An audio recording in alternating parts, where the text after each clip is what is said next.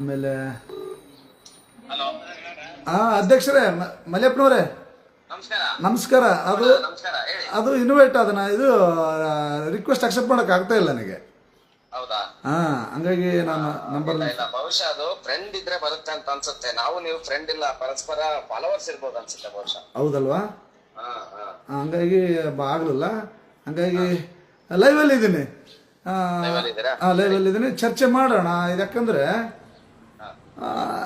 ಇದನ್ನ ಬೇರೆ ಬೇರೆ ಬೇರೆ ಬೇರೆ ರೀತಿಯಿಂದ ಇದನ್ನ ಏನ್ ಮಾಡ್ತಾ ಇದಾರೆ ಅಂತಂದ್ರೆ ರೂಪಕ್ಕೆ ತೆಗೆದುಕೊಂಡು ಹೋಗ್ತಾರೆ ಯಾವುದೋ ಪಕ್ಷಕ್ಕೆ. ಇದನ್ನ ಮಾಡಿರ್ತಕ್ಕಂಥ ಅಣ್ಣ ಭಾಸ್ಕರ್ ಅಣ್ಣವರು, ಹೌದಾ, ಚಳವಳಿ ದಂಡನಾಯಕರವರು. ಅದನ್ನ ಈ ಒಂದು ಅಣ್ಣ ನೇತೃತ್ವದಲ್ಲಿರ್ತಕ್ಕಂಥ ಚಳವಳಿನ ಯಾವುದೋ ಒಂದು ಪಕ್ಷಕ್ಕೆ ಅದು ಯಾವುದೋ ಆರ್ಎಸ್ಗೆ ಕಟ್ತಕ್ಕಂಥ ತಪ್ಪಲ್ವ ಅದು. ನಮಗೆ ಬೇಜಾರಾಗಲ್ಲ ಅದಕ್ಕೆ. ಹಲೋ ಹಲೋ ಹಲೋ ಸರ್, ಕೇಳಿಸ್ತಿದ್ಯಾ? ಕೇಳಿಸ್ತಿದೆ. ಈಗ ನಮ್ಮ ಹಳ್ಳಿ ಕಡೆಗೆ ಶುದ್ಧ ಗ್ರಾಮೀಣ ಭಾಷೆ, ಗ್ರಾಮೀಣ ಸೊಗಡಿರುವಂತಹ ಎರಡು ಗಾದೆ ಮಾತುಗಳು ಅಥವಾ ನಾಣ್ಣುಡಿಗಳಿದಾವೆ. ಓಕೆ. ಆ ಶಬ್ದಗಳು ಬಳಸಿದ್ರೆ ಅವು ಬಹಳ ಅರ್ಥಗರ್ಭಿತವಾದಿದ್ವೆ. ಆದ್ರೆ ಒಂದಷ್ಟು ಅಶ್ಲೀಲ ಅನ್ಕೊಂಡಿರುವಂತಹ ಶಬ್ದಗಳನ್ನ ಕ್ರೋಢೀಕರಣ ಆಗಿರುವ ಕಾರಣಕ್ಕೆ ನಾವು ಅದನ್ನ ಬಳಸಬಾರ್ದು. ಬೇಡ ಬೇಡ ಬೇಡ. ಹಂಗಾಗಿ ನಾವು ಬಳಸೋದಿಲ್ಲ. ಓಕೆ. ಅದನ್ನ ಒಂದಷ್ಟು ವಿವರಣೆಯ ಮೂಲಕ ಹೇಳೋದೇ ಆದ್ರೆ ವಿಚಾರ ಗೊತ್ತಿರ್ಲಾರ್ದೆ ಮಾತಾಡಬಾರದು ಅಂತ ಅದರ ಅರ್ಥ. ಸತ್ಯ ಅದು. ವಿಚಾರ ಗೊತ್ತಿರ್ಲಾರ್ದೆ ಹೋರಾಟ ಹೆಂಗ್ ಶುರುವಾಯ್ತು, ಹೇಗ್ ಶುರುವಾಯ್ತು, ಅದರ ಹಿನ್ನೆಲೆ ಏನು, ಅದಕ್ಕೆ ಯಾರೆಲ್ಲ ಕೈವಾಡ ಇದೆ ಅಥವಾ ಯಾರೆಲ್ಲ ಕೈವಾಡ ಇಲ್ಲ, ಅಥವಾ ಯಾವುದನ್ನ ಸಮರ್ಥಿಸ್ಬೇಕು, ಯಾವುದನ್ನ ವಿಸರ್ಜಿಸ್ಬೇಕು ಅನ್ನುವ ವಿಚಾರವನ್ನ ನೋಡಿ ಅಂತ ಏನ್ ಹಿರಿಯರು ಹೇಳಿದಾರಲ್ಲ, ಅದನ್ನ ಇಟ್ಕೊಂಡು ಅದನ್ನ ಮನಗಂಡು ಬರೆಯುವಂತದ್ದು ಅಂತಹ ವ್ಯಕ್ತಿಗಳಿಗೆ ಸಲ್ಲುತ್ತೆ ವಿನಃ ಎಲ್ಲೋ ಒಂದ್ ಕಡೆ ಕೂತ್ಕೊಂಡು ಯಾರೋ ಹೇಳಿದ್ರು ಅಂತೆ ಕಂತೆ ಮೇಲೆ ಬರೆಯೋದು, ಯಾರೋ ನೋಡಿದ್ರು ಅಂತೆ ಕಂತೆ ಮೇಲೆ ಬರೆಯೋದು, ಏನೋ ಇಲ್ಲದನ್ನ ಸೃಷ್ಟಿ ಮಾಡಿ ತಮ್ಮ ಅಸಹ್ಯತನವನ್ನ ಹೊರಹಾಕುವಂತ ಮನಸ್ಥಿತಿಗಳಿದಾವಲ್ಲ, ಆ ಮನಸ್ಥಿತಿಗಳಿಗೆ ನಿಜವಾಗ್ಲೂ ಕೂಡ ನಾವು ರಿಪ್ ಹೇಳ್ಬೇಕು. ರೆಸ್ಟ್ ಇನ್ ಪೀಸ್ ಅಷ್ಟೇ. ನಾನು ಅಂತಿಮವಾಗಿ ಅದನ್ನೇ ಹೇಳ್ತೀನಿ. ಜೊತೆಗೆ ಒಂದು ಹೋರಾಟ, ಯಾವುದೇ ಒಂದು ಹೋರಾಟ ಯಾವುದೋ ಒಂದು ಒಳ್ಳೆ ದಿಕ್ಕಿನಲ್ಲಿ ಸಾಗ್ತಿದೆ ಅನ್ನೋದನ್ನ ಮನಗಂಡಿರುವಂತವ್ರು ಬಹಳ ಪ್ರಬುದ್ಧರಿರ್ತಾರೆ, ಅವ್ರು ಬಹಳ ತಾಳ್ಮೆಯಿಂದ ಇರ್ತಾರೆ, ಚಂದ ಇರ್ತಾರೆ, ಅವ್ರಿಗೆ ನಿಜವಾಗ್ಲೂ ಸೆಲ್ಯೂಟ್ ಮಾಡ್ಬೇಕು ನಾವು. ಅದನ್ನ ಯಾರದೋ ಒಂದು ಹೋರಾಟವನ್ನ ಆ ಶ್ರೇಯಸ್ಸನ್ನ ಹೇಗಾದ್ರೂ ಮಾಡಿ ಕೆಡಿಸ್ಬೇಕು ಅನ್ನುವಂತಹ ಹೊಲಸು ಮನಸ್ಥಿತಿಗಳಿರ್ತಾವಲ್ಲ, ಅವು ಯಾವಾಗ್ಲೂ ಕೂಡ ಇಂಥದ್ದನ್ನ ಕ್ರಿಯೇಟ್ ಮಾಡ್ಲಿಕ್ಕಾಗಿ ಹುಟ್ಕೊಂಡಿರುವಂತ ಪೆಡಂಭೂತಗಳವು. ಅವು ಇವತ್ತೇನು ಹೊಸದೇನಲ್ಲ, ಅವು ಬಾಬಾ ಸಾಹೇಬ್ರ ಕಾಲದಲ್ಲೇ ಇದ್ದು, ಬಾಬಾ ಸಾಹೇಬ್ರನ್ನೇ ಬ್ರಿಟಿಷರ್ ಏಜೆಂಟ್ ಅಂತ ಕರೆದಿರುವಂತ ಪೆಡಂಭೂತಗಳವು. ಅವುಗಳ ಸಂತತಿಯು ಮುಂದುವರ್ಕೊಂಡು ಹಂಗೆ ಇದಾವೆ, ವಿಶೇಷ ಏನಲ್ಲ. ನಾನು ಇನ್ನೊಂದು ಅದ್ರಲ್ಲಿ ಮಧ್ಯದಲ್ಲಿ ಹೇಳ್ತೀನಿ ನಾನು. ಯಾರು ನಮ್ಮ ಪ್ರೊಫೆಸರ್ ಹರಿರಾಮ್ ಸರ್ ಒಂದು ಜಾಲತಾಣದಲ್ಲಿ ಹಾಕಿದಾರೆ ತಮ್ಮ ವಾಲಲ್ಲಿ, success attracts enemies, progress invites jealousies, if nobody hates you, you are not making it in life. ಅಂದ್ರೆ ಜೀವನದಲ್ಲಿ ಸಾಧನೆ ಮಾಡುವಾಗ ಶತ್ರುಗಳು ಆಕರ್ಷಿತರಾಗ್ತಾರಂತ. ನಮ್ಮ ಯಶಸ್ವಿಗೆ ಶತ್ರುಗಳು ನಮ್ಮ ಕಡೆ ಆಕರ್ಷಿತರಾಗ್ತಾರೆ ಒಂದು. ಮತ್ತೆ ನಮ್ಮ ಪ್ರೋಗ್ರೆಸ್ವಿಗೆ ಅಲ್ಲಿ ಜನಗಳಿಗೆ ಸ್ವಾರ್ಥ ಹುಟ್ಟುತ್ತಂತೆ. ಹಾಗಾಗಿ ಒಂದು ವೇಳೆ ನೀವು ಏನು ಮಾಡದೆ ಹೋದ್ರೆ ನಿಮ್ಮನ್ನ ಯಾರು ತಿರಸ್ಕರಿಸಲ್ಲ. ನೀವು ಯಶಸ್ವಿ ಕೆಲಸ ಕೈ ಹಾಕದೆ ಹೋದಾಗ, ನಿಮ್ಮ ಜನರಿಗೂ ಹಿತಕ್ಕೆ ದುಡಿದೇ ಇದ್ದಾಗ ಜನ ನಿಮ್ಮನ್ನ ಯಾರು ಪ್ರಶ್ನೆ ಮಾಡಲ್ಲ, ನಿಮ್ಮನ್ನ ಅದರೆಲ್ಲ ಬಿಟ್ಬಿಡ್ತಾರೆ. ಹಂಗಾಗಿ ನಮ್ಮ ಸಕ್ಸಸ್ ಇವತ್ತು ವೈರಿಗಳು ಜಾಸ್ತಿ ಆಗ್ಲಿಕ್ಕೆ ಕಾರಣ ಅಂತಕ್ಕಂಥದ್ದು ಪ್ರೊಫೆಸರ್ ಹರಿರಾಮ್ ಸರ್ ಹಾಕಿರ್ತಕ್ಕಂಥ ಬಹಳ ಅತ್ಯುತ್ತಮವಾದ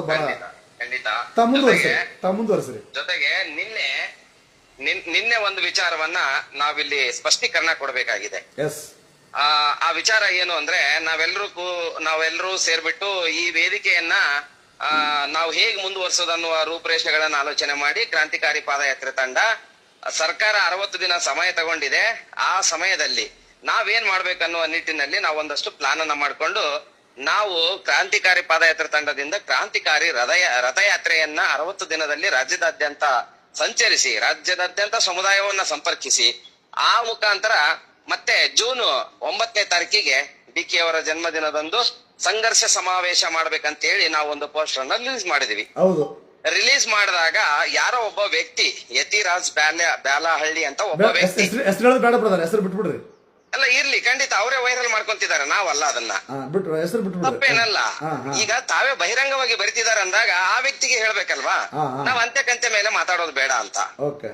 ಆ ವ್ಯಕ್ತಿ ಏನಂತ ಬರ್ದ್ರು, LK ಅಡ್ವಾಣಿ ಅವರು ರಥಯಾತ್ರೆ ಅನ್ನುವ ನಿಟ್ಟಿನಲ್ಲಿ ಏನೋ ಒಂದು ಕಾರ್ಯಕ್ರಮವನ್ನ ಮಾಡಿ ಆ ಮನಸ್ಸುಗಳೇ ಒಡೆದೋಗಿದಾವೆ ಅಂತ ಒಂದು ಹೆಜ್ಜೆಯನ್ನ ಮತ್ತೆ ಇವರು ಇಡ್ಲಿಕ್ಕೆ ಹೊಂಟಿದ್ದಾರೆ. ಇದು RSS ಕಡೆಗೆ ವಾಲ್ತಾ ಇದೆ, ಮತ್ತೆ ಅಂತದ್ದೇ ಪ್ರೋಗ್ರೆಸಿವ್ ಅನ್ನ ತೋರಿಸ್ತಾ ಇದ್ದಾರೆ ಹೋರಾಟದಲ್ಲಿ ಅನ್ನುವಂತಹ ವಿಚಾರವನ್ನ ಇಟ್ಕೊಂಡು ಆ ವ್ಯಕ್ತಿ ಈ ಪೋಸ್ಟ್ ಅನ್ನ ಬರೆದ್ರು. ಬರ್ದಾಗ ನಾನ್ ಹೇಳಿದ್ದು ಇಷ್ಟೇ, ನಾನೇನ್ ಹೇಳಿದೆ, ರಥಯಾತ್ರೆ ಅನ್ನೋದು, ರಥ ಅನ್ನುವ ಶಬ್ದ ವೈದಿಕತೆ ಬೌದ್ಧಿಕತೆಯನ್ನ ಅಲಗಾಡಿಸುವಂತದ್ದು, ಬೌದ್ಧಿಕತೆ ಇರ್ಲಾರ್ದಂತವ್ರು ಮಾಡುವಂತದ್ದು ಅನ್ನುವಂತಹ ಅವ್ರ ವಿಚಾರ ಇತ್ತಲ್ಲ, ಅದಕ್ಕೆ ನಾನ್ ಏನ್ ಕೌಂಟರ್ ಕೊಟ್ಟೆ ಅಂದ್ರೆ, ರಥ ಅನ್ನೋದು ನಾವು ಹೊಸದಾಗಿ ಬಳಸಿರುವಂತ ಪದ ಅಲ್ಲ, ಅದನ್ನ ಬಾಬಾ ಸಾಹೇಬ್ರೆ ಬಳಸಿದ್ದಾರೆ. ನನ್ನ ಹೋರಾಟದ ರಥವನ್ನ ಇಲ್ಲಿಗೆ ತಂದು ನಿಲ್ಸಿದ್ದೇನೆ, ಸಾಧ್ಯವಾದ್ರೆ ಮುಂದುವರಿರಿ ಸರಿಯಾದ ದಾರಿಯಲ್ಲಿ, ಇಲ್ಲವಾದ್ರೆ ಅಲ್ಲೇ ನಿಲ್ಲಲು ಬಿಡಿ ಅಂತ ಹೇಳಿ ಬಾಬಾ ಸಾಹೇಬ್ರೆ ಬಳಸಿದ್ದಾರೆ.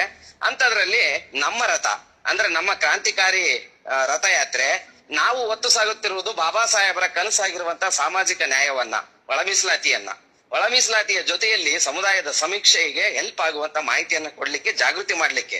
ನಾವ್ ಯಾವ್ದೋ ಧರ್ಮದ ಧಾರ್ಮಿಕತೆಯನ್ನು ಒತ್ತು ಸಾಕ್ತಾ ಇಲ್ಲ, ಯಾವ್ದೋ ಒಂದು ಮೌಢ್ಯವನ್ನು ಒತ್ತು ಸಾಕ್ತಾ ಇಲ್ಲ, ಯಾವುದೋ ಒಂದು ಆಚರಣೆ ಇಲ್ಲದನ್ನ ಮಾಡಿ ಮನಸ್ಸುಗಳನ್ನ ಒಡಕು ಮಾಡುವಂತ ರೀತಿಯಲ್ಲಿ ನಾವು ಅದನ್ನ ಸಾಕ್ತಾ ಇಲ್ಲ. ನಮ್ಮದು ಸಂವಿಧಾನಬದ್ಧ ಆಶಯಗಳನ್ನ ಒತ್ತು ಸಾಗುತ್ತಿರುವಂತ ರಥ ಆಗಿರುವ ಕಾರಣದಿಂದಾಗಿ ಅದನ್ನ ರಥಯಾತ್ರೆ ಅಂತಾನೆ ಇಟ್ಟಿದೀವಿ ಅಂತೇಳಿ ನಾವು ಸಮಜಾಯಿಸಿ ಕೊಟ್ವಿ. ಹೀಗೆ ಸಮಜಾಯಿಸಿ ಕೊಡ್ತಿರ್ಬೇಕಾದಾಗ ಒಂದಷ್ಟು ಜನ ಹುಡುಗರು ಅಗ್ರೆಸಿವ್ ಆಗಿ ಏನೇನೋ ಮಾತಾಡಿದ್ರು, ಚರ್ಚೆ ಮಾಡಿದ್ರು. ಅದು ಭಾಸ್ಕರಣ್ಣನಿಗೆ ಇಷ್ಟ ಆಗ್ಲಿಲ್ಲ. ನೋಡ್ರಪ್ಪ, ಯಾರು ಏನೋ ಮಾತಾಡ್ತಾರಂತೇಳಿ ನೀವ್ ಏನೇನೋ ಮಾತಾಡ್ಲಿಕ್ಕೆ ಹೋಗ್ಬೇಡಿ, ನೀವು ಸುಮ್ನೆ ಇರ್ರಿ. ಅದು ಲಾಸ್ಟ್ ಕೊನೆಗೆ ಒಂದು ಡೈಲಾಗ್ ಹೇಳೇ ಬಿಟ್ರು ಅವರು.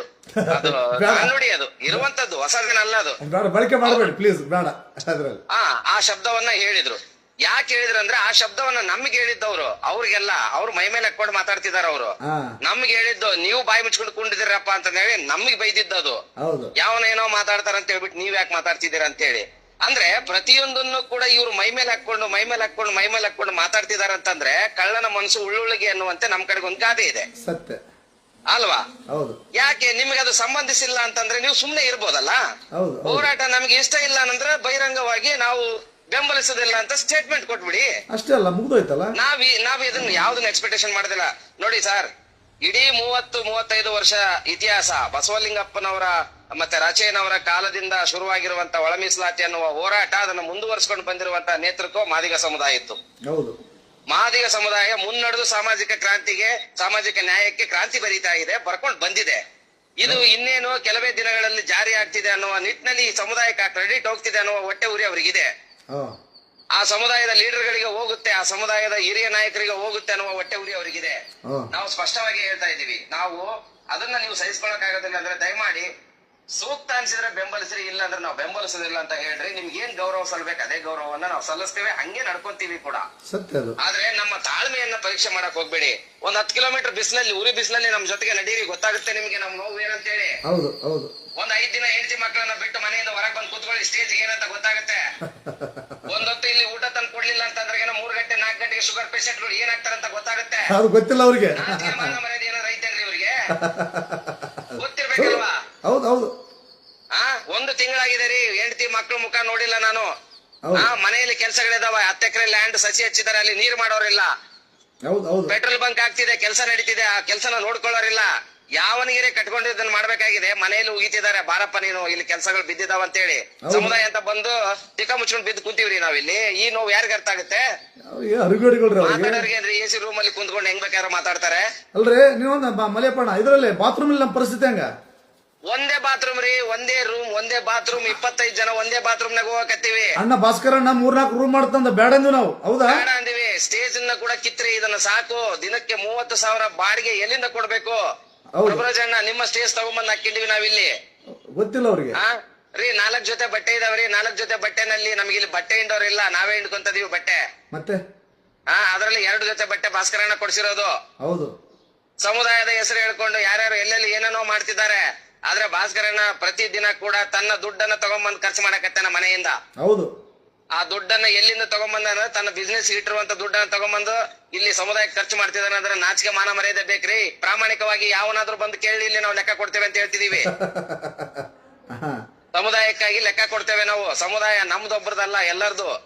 ಅಲ್ಲಿ ಎಲ್ಲರನ್ನ ಗೌರವಿಸ್ಬೇಕು ನಾವು. ಬ್ರದರ್ ಇನ್ನೊಂದು ನಾವು ರಾತ್ರಿ ಮಲಗುವಾಗ ಪೊಲೀಸರು ನಮ್ಗೆ ಕಾಯ್ತಕ್ಕಂಥ ಪರಿಸ್ಥಿತಿ ಹೆಂಗಿದೆ ನಾವ್ ಯಾರು ಖಂಡಿತ ರೀ, ಪಾಪ ಅವರೆಲ್ಲ ನಮ್ ಸುತ್ತಮುತ್ತ ಕೂತ್ಕೊಂಡಿರ್ತಾರೆ. ಎಲ್ಲಿಗೆ ಹೋದ್ರು ಎದ್ದು ಬರ್ತಾರ. ಎಷ್ಟೊತ್ನಲ್ಲಿ ಉಚ್ಚವಯಕ್ಕೆ ಹೋದ್ರು ಎದ್ದು ಬರ್ತಾರ ಅವರು. ಅಲ್ಲ ರಾತ್ರಿ ಎಲ್ಲ ನಿದ್ದೆ ಮಾಡಿ ನಮ್ಗೆ ಕಾಯ್ತಿರ್ತಾರಲ್ಲ. ಖಂಡಿತ. ಹಾ ಹೌದಲ್ವಾ? ಹೌದು ಹೌದು. ಅಂದ್ರೆ ನಮ್ಗೆ ಎಷ್ಟು ಜೀವಕ್ಕೆ ಭಯ ಅಪಾಯದಂತ ಗೊತ್ತ ಅವ್ರಿಗೆ. ಹಾ ಹೌದಲ್ಲ? ನಮ್ಮ ಕಷ್ಟ ಏನಂತ ಪೊಲೀಸ್ ಇಲಾಖೆಗೆ ಗೊತ್ತಾಗಿದೆ. ಹೌದು. ನಮ್ಮ ನೋವೇನಂತ ಗೊತ್ತಾಗಿದೆ ಅವರಿಗೆ. ಅವಿವೇಕಗಳ್ರಿ ಕೆಲವು ಜನ ಮಾತಾಡ್ತಾರೆ.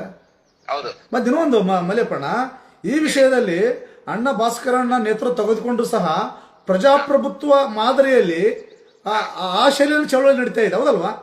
ಖಂಡಿತ ಹೌದು. ಪ್ರಜಾಪ್ರಭುತ್ವ ವ್ಯವಸ್ಥೆಯ ಒಳಗಡೆ ಸಮಾಜವನ್ನ ಅವರು ಮುನ್ನಡೆಸ್ತಿದ್ದಾರೆ. ಸಮಾಜದ ಆಶಯಗಳನ್ನು ಮುನ್ನಡೆಸಿದ್ದಾರೆ ವಿನಃ ಅವರೆಲ್ಲೋ ಹೀರೋ ಆಗ್ಬೇಕಂತ ಅನ್ಕೊಂಡೇ ಇಲ್ಲ. ಈ ಚಳವಳಿ ಯಾವುದೇ ಒಂದು ನಿರ್ಧಾರ ಮಾಡ್ಬೇಕಂತಂದ್ರೆ ಕೂಡ ಎಲ್ಲರನ್ನು ಕೂಡಿಸ್ಕೊಂತಾರೆ ನಮ್ಮನ್ನ. ಹೌದು. ಎಲ್ಲರನ್ನು ಕೂಡಿಸ್ಕೊಂಡು ಅಭಿಪ್ರಾಯ ಹೇಳ್ರಪ್ಪ, ಯಾವ್ದು ಸೂಕ್ತ ಅನ್ಸುತ್ತೆ ಅದನ್ನ ತೀರ್ಮಾನ ಮಾಡೋಣ ಅಂತಿದ್ದಾರೆ. ಫೈನಲ್ ನಿರ್ಧಾರ ಮಾಡೋರು ಯಾರು ಅದಕ್ಕೆ? ಯಾರು? ನಾವು ನಮ್ಮ ತಂಡ ತಂಡ ಮತ್ತೆ ಅದಕ್ಕೆ ಸ್ಪೆಷಲ್ ಕೋರ್ ಕಮಿಟಿ ಅಂತ ಮಾಡಿದಾರೆ ಅಣ್ಣವರು. ಹೌದು. ನೀವು, ನಾನು, ರಘು ಮತ್ತೆ ನಮ್ಮ ಸುರೇಶ್ ಅಣ್ಣ, ಈ 4 ಜನರು ನಮ್ಮ ಸಹಚರರ ಜೊತೆಯಲ್ಲಿ ಚರ್ಚೆ ಮಾಡಿ ಏನ್ ತೀರ್ಮಾನವನ್ನ ಮಾಡ್ತೇವೆ ಅದನ್ನ ಅವರ ಸಮ್ಮುಖದಲ್ಲಿ ಅಂತಿಮಗೊಳಿಸ್ತೇವೆ. ಅಷ್ಟೇ ಅಲ್ವಾ? ಇಲ್ಲಿ ಬಂತು, ಇಲ್ಲಿ ಬಿಜೆಪಿಯಲ್ಲಿ ಬಂತು, ಕಾಂಗ್ರೆಸ್ ಇಲ್ಲಿ ಬಂತು, ಜೆಡಿಎಸ್ ಇಲ್ಲಿ ಬಂತು. ಕಾಂಗ್ರೆಸ್ ಇಲ್ಲ, ಜೆಡಿಎಸ್ ಇಲ್ಲ, ಇವೆಲ್ಲ ತಾರತಿಗಡಿ ಮಾತುಗಳು. ನೀವು ಬಿಜೆಪಿ ವಿರೋಧಿಗಳೇನೆ. ಬಿಜೆಪಿನ ಕಾಂಗ್ರೆಸ್ ಪಕ್ಷದಲ್ಲಿ ಇದ್ದೀರಿ ನೀವು. ನಾನು ಕಾಂಗ್ರೆಸ್ ಪಕ್ಷದಲ್ಲೇ ಇದ್ದೀನಿ. ಕಾಂಗ್ರೆಸ್ ಪಕ್ಷವನ್ನ ನಾನು ಒಳ ಮೀಸಲಾತಿ ವಿಚಾರದಲ್ಲಿ ನಾನು ಯಾವುದೇ ಕಾರಣಕ್ಕೂ ಅದು ಜಾರಿ ಮಾಡೋವರೆಗೂ ಒಪ್ಪೋದಿಲ್ಲ. ಒಂದು ಉಳಿದಂತೆ ಅಲ್ಟಿಮೇಟ್ಲಿ ನಾನು ಕಾಂಗ್ರೆಸ್ ಅನ್ನ ಬಿಜೆಪಿ ಪಕ್ಷಕ್ಕಿಂತ ಬಹಳ ಚಂದ ಸಮರ್ಥನೆ ಮಾಡ್ತೀನಿ. ಯಾಕೆಂದ್ರೆ ಅದು ನನ್ನ ಸಮುದಾಯಕ್ಕೆ ಕೊಡುಗೆ ಏನ್ ಕೊಟ್ಟಿದೆ ಕಾಂಗ್ರೆಸ್ ಪಕ್ಷ ಅನ್ನೋದು ನಾನು ಓದ್ಕೊಂಡಿದ್ದೀನಿ. ಹೌದು. ನನ್ನ ಸಮುದಾಯಕ್ಕೆ ಏನ್ ಮಾಡಿದೆ ಅನ್ನೋದನ್ನ ಓದ್ಕೊಂಡಿದ್ದೀನಿ. ನೀವು ಇಷ್ಟು ಕಾಂಗ್ರೆಸ್ ಪಕ್ಷಕ್ಕೆ ನಿಷ್ಠುರವಾಗಿರುವಾಗ ಈ ನಮ್ಮ ಚಳವಳಿಗೆ ಯಾವುದೋ ಒಬ್ಬ ವ್ಯಕ್ತಿ ಬಂದು ಇಲ್ಲಿ ಸ್ಪಾನ್ಸರ್ ಮಾಡ್ತಾನ, ಇದಕ್ಕ ಆಸರ ನಿಂತ್ಕೊಂಡನ, ಇದು RSS ಅಂದ್ರೆ ನಂಬಕ್ಕಾಗತ್ತಾ? ಈ ಬದ್ಮಾಶ ಮಾಡ್ತಕ್ಕಂಥ ಆರೋಪಗಳಿಗೆ ಕುತಂತ್ರ, ಅದು ಖಂಡಿತವಾಗ್ಲೂ ಕುತಂತ್ರ. ನಾವು ವ್ಯಕ್ತಿಗತ ನಾನು ಸಹ 4 ಜನ ಕೋರ್ ಕಮಿಟಿ ನಾನೊಬ್ಬನು. ಹೌದು. ನಾನು ಎಲ್ಲ 3 ಪಕ್ಷದವರು ನಾನು ಬೈತೀನಿ. ನಾನು 3 ಪಕ್ಷವನ್ನ ವಿರೋಧ ಮಾಡ್ತೀನಿ ನಾನು. ನಾವು ವಿರೋಧಿಸ್ತೀವಿ. ಹೌದಾ? ಆಮೇಲೆ ನಮ್ಮ ರಘು ಭೀಮಾರ್ಮಿ ರಾಜ್ಯ ಸಂಚಾಲಕ ಕೋರ್ಡಿನೇಟರ್ ಇದನ್ನಲ್ಲ, ಅದನ್ನು ಅಪ್ಪಟ ಬಿಜೆಪಿ ವಿರೋಧಿ. 3 ಜನ ಆದ್ವಲ್ಲ ಇಲ್ಲಿ. ಮತ್ತೆ ನಮ್ಮ ಸುರೇಶ್ ದಲಿತ ಸಂಘರ್ಷ ಸಮಿತಿ ಕಲಬುರಗಿ ವಿಭಾಗ ಅಧ್ಯಕ್ಷ. ಅಂದ್ರೆ ಇಲ್ಲಿ ಯಾರಾದ್ರೂ ಬಿಜೆಪಿ ಅಂತ ತಮ್ಮ ಸ್ವಾರ್ಥ ಬೆಳೆಯನ್ನು ಬೆಳೆಸ್ಕೊಂಡು ನಾವು ಸುಂದಿರ್ತೀವ? ಯಾರು ಬರಬೇಡ ಅಂತಿದ್ದಾರೆ ಇವ್ರನ್ನ? ಕಾಂಗ್ರೆಸ್ ಬರಬೇಡ ಅಂತ ಯಾರು ಹೇಳ್ತಿದ್ದಾರೆ? ಅವ್ರು ಓಕೆ, ಇವ್ರು ಬಂದ್ರೆ ಸ್ವಾರ್ಥಕ್ಕೋಸ್ಕರ ಬಂದ್ರೆ ನಾವ್ ಯಾರು ಸುದ್ದಿರಲ್ಲ. 1-2 ಮಾತು ಬೆಂಬಲ ಕೊಟ್ಟರೆ ತಪ್ಪೇನಿಲ್ಲ. ಆದ್ರೆ ಮತ್ತೆ ಅದೇ ರೀತಿ ಕಾಂಗ್ರೆಸ್ ಪಕ್ಷದ ಬಂದ್ಬಿಟ್ಟು ತಾವು ಅದನ್ನ ಮುಂದುವರ್ಸ್ಕೊಂಡು ಹೋಗ್ಬೋದಲ್ಲ, ಜಾರಿ ಮಾಡ್ಲಿಕ್ಕೆ ಒತ್ತಡ ಹಾಕ್ಬೋದಲ್ವಾ? ಬೇಡ ಅಂದವ್ರು ಯಾರು? ನಾವು ಬೇಡಪ್ಪ ನೀವು ಬರಬೇಡ್ರಿ ಅಂತ ಹೇಳಿದೀವ ನಾವು. ಬರ್ರಿ, ಓಪನ್ ಸ್ಟೇಜ್ ನಿಮ್ದೇ, ಸಮುದಾಯ ನಮ್ಮದು, ಯಾರು ಒಬ್ರು ಸ್ವತ್ತಲ್ಲ ಇದು. ಯಾರು ಬೇಕಾದ್ರೂ ಬರ್ರಿ, ಸಾಮಾಜಿಕ ನ್ಯಾಯವನ್ನ ಕೊಡಿ ಅಂತ ಕೇಳ್ತಿದೀವಿ ನಾವು. ಅಷ್ಟೇ ತಾನೇ? ಹೌದು. ವಿಧಾನಸೌಧಕ್ಕೆ ಹೋದಾಗ ನೀವು ಬಂದಿರಲ್ಲ, ನೀವು ಇದಕ್ಕೆ ಹೋದ್ರಿ, ಯಾವ್ದಕ್ಕ ಮೀಟಿಂಗ್ ಇದೆ, ಯಾವ್ದು ಗಾಂಧಿ ಭವನಕ್ಕೆ ಮೀಟಿಂಗ್ ಹೋದ್ರಿ. ನಾವು ಅಣ್ಣ ಭಾಸ್ಕರಣ್ಣ, ನಂತರದಲ್ಲಿ ಯಾರು ನಮ್ಮ ಸುರೇಶ್, ಯಾರು ಮೈಸೂರು ಪುಟ್ಟಣ್ಣ, ರಘು, 5 ಜನ ಹೋದಿವಿ. ಆ ಸಂದರ್ಭದಲ್ಲಿ ವಿಧಾನಸೌಧದಲ್ಲಿ ನಾವು ಮುಖ್ಯ ಕಾರ್ಯದರ್ಶಿ ಭೇಟಿಗೆ ಹೋದಾಗ ಯಾರು ಇವರು ನಮ್ಮ ಅಂಜನೇಯ ಸಾಹೇಬರು, ಮಾಜಿ ಸಚಿವರಾಗಿರ್ತಾರೆ ಅಂಜನೇಯ ಸಾಹೇಬರು, ನಮ್ಮನ್ನ ಹಿಂಗ ಬಾಚಿ ತಬ್ಬಿಕೊಂಡು ನಮ್ಮ ಪ್ರೀತಿ ತೋರಿಸ್ತಾರಂತಂದ್ರೆ, ಬನ್ರಿ ನಿಮ್ ಜೊತೆಗೆ ನಾನು ಬರ್ತಾನೆ ಅಂತ ಹೇಳಿ ಒಬ್ಬ ಸಾಮಾನ್ಯ ಮನುಷ್ಯರಂತೆ ಮುಖ್ಯ ಕಾರ್ಯದರ್ಶಿ ಆಫೀಸಿಗೆ, ಆಮೇಲೆ ಅಧೀನ ಕಾರ್ಯದರ್ಶಿಗೆ, ಆಮೇಲೆ DPR ಆಫೀಸಿಗೆ ಎಲ್ಲ ಕಡೆ ಒಡ್ಡಾಡಿದ್ರು ನಮ್ಮ ಜೊತೆ ನಿಂತ್ಕೊಂಡು. ಕೆಲಸ ಮಾಡಿದ್ರು. ಹೌದಲ್ರಿ? ಹೌದಲ್ಲ? ಆದೇಶ ಬಂದ ನಂತರ ಎಷ್ಟು ಮಂದಹಾಸ ಖುಷಿ ಪಟ್ರಂತಂದ್ರೆ, ನಾವು ರಾತ್ರಿ ಎಲ್ಲಣ್ಣ ಆ ಆದೇಶ ತಗೊಂಡವ್ರು ನಾವು ಹೋಗಲ್ಲ, ವಿಧಾನಸೌಧ ಹೊರಗಡೆ ಹೋಗಲ್ಲ ಅಂತಂದಾಗ